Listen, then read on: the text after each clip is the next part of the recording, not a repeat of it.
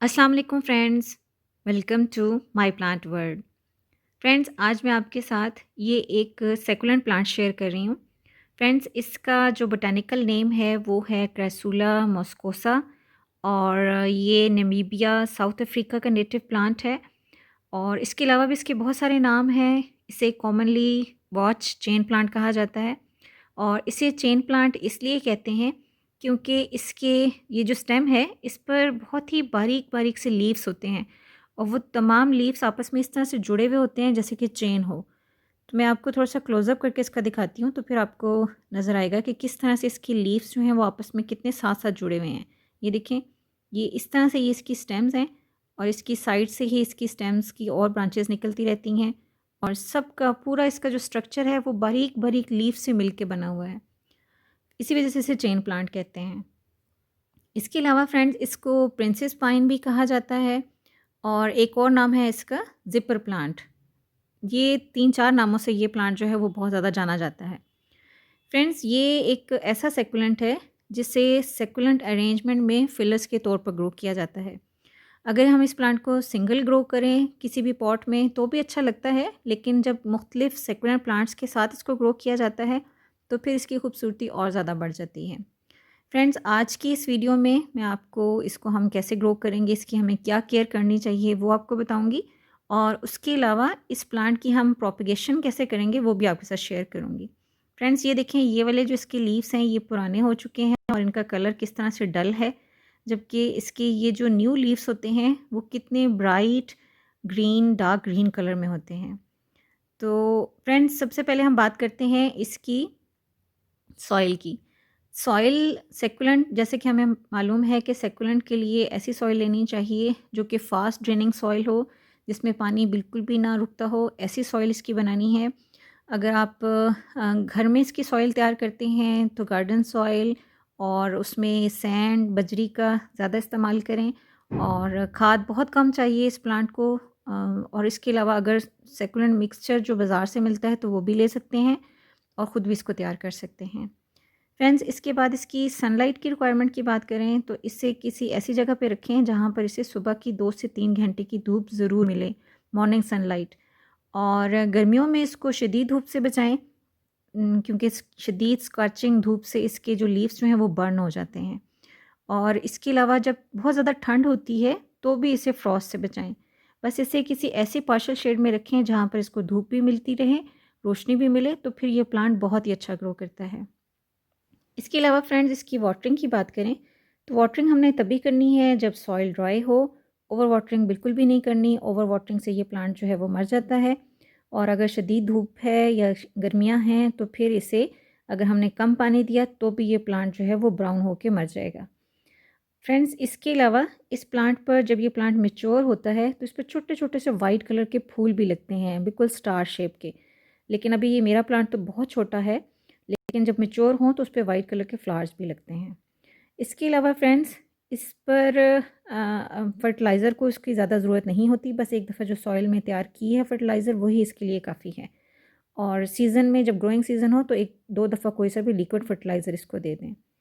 इसके अलावा फ्रेंड्स, इस पे पेस्ट अटैक की बात करें तो इसको मैं आपको क्लोज़अप दिखाती हूँ। मेरे इस प्लांट पर भी पेस्ट का अटैक हुआ हुआ है और इस पर मीलीबग्स और एफिड्स का अटैक हो जाता है। ये देखें, जैसे ये मैं आपको प्लांट दिखा रही हूँ तो ये इसकी बिल्कुल यहाँ पे जहाँ पे इसकी नीचे वाली जगह है, बिल्कुल उसकी रूट्स के करीब, यहाँ पर इस पर ये मिलीबग्स का अटैक हुआ हुआ है।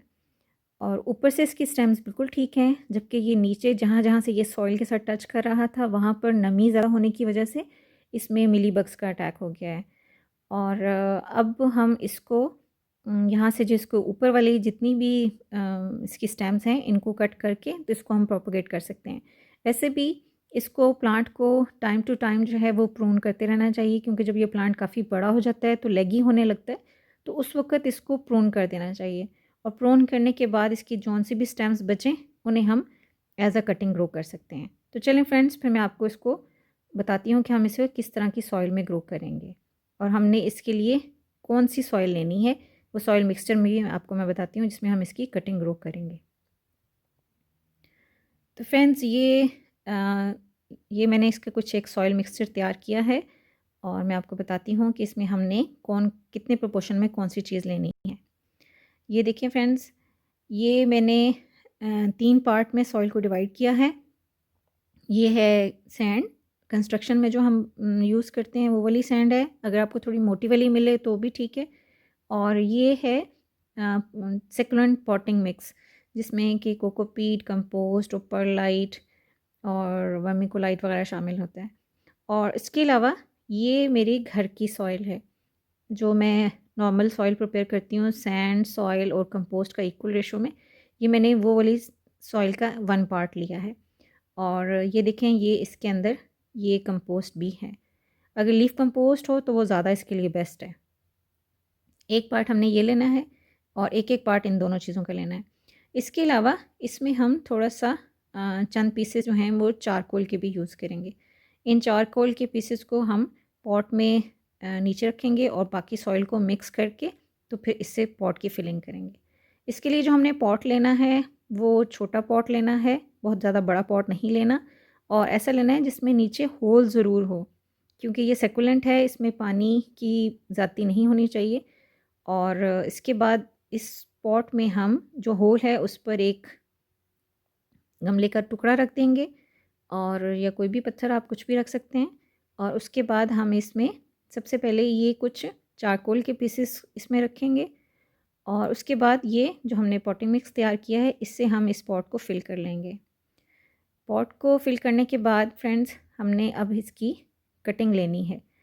कटिंग आप कोई सी भी ले सकते हैं, लेकिन मैं इस पॉट में से वो वाली कटिंग लूँगी जो हिस्सा थोड़ा सा इन्फेक्टेड हो चुका है, जहाँ पे मिलीबग्स का अटैक हो चुका है। मैं उस हिस्से के ऊपर ऊपर से इसकी जो स्टेम्स हैं उनको कट कर लूँगी, और जो बाकी हिस्सा है जहाँ पे मिलीबग्स का अटैक है उसे हम काट के फेंक देंगे।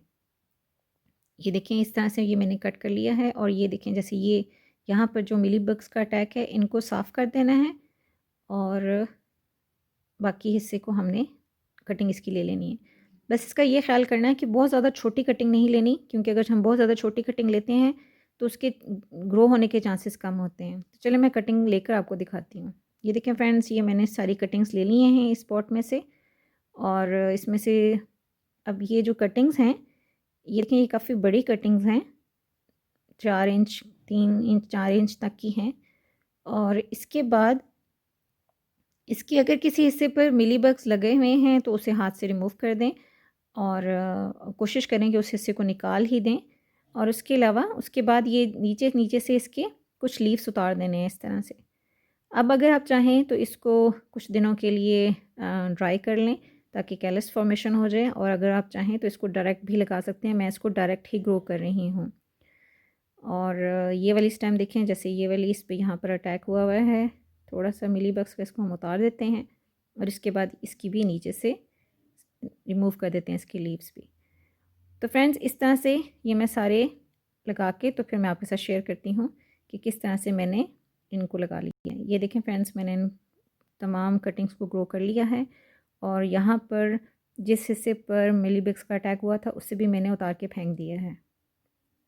और ऊपर ऊपर से जितने उसके लीव्स थे, स्टेम्स थी, उन सबको मैंने कट करके इस पॉट में ग्रो कर लिया। अब मैंने इसमें वाटरिंग नहीं की है, क्योंकि मेरी सॉइल जो थी वो नम थी। और अगर आपकी सॉइल ड्राई हो तो हल्का सा स्प्रे कर लें, और उसके बाद इसको हम किसी भी शेडी प्लेस पे रख दें। तो इस तरह से अब मेरे पास ये 2 प्लांट्स तैयार हो जाएंगे। एक तो ये ऑलरेडी जो मेरे पास प्लांट है इसे भी मैं किसी छोटे पॉट में शिफ्ट कर दूँगी, और उसके अलावा ये जो मैंने कटिंग्स ग्रो की हैं तो होपफुली इनमें से भी कुछ कटिंग्स तो ज़रूर सर्वाइव करेंगी, और फिर इस तरह से मेरे पास न्यू प्लांट भी तैयार हो जाएंगे। तो फ्रेंड्स, ये है इसको ग्रो करने का तरीका। अगर आपको आज की वीडियो अच्छी लगे तो इसे लाइक करें, और अगर आप मेरे चैनल पर न्यू हैं तो मेरे चैनल को सब्सक्राइब करें। Thanks for watching.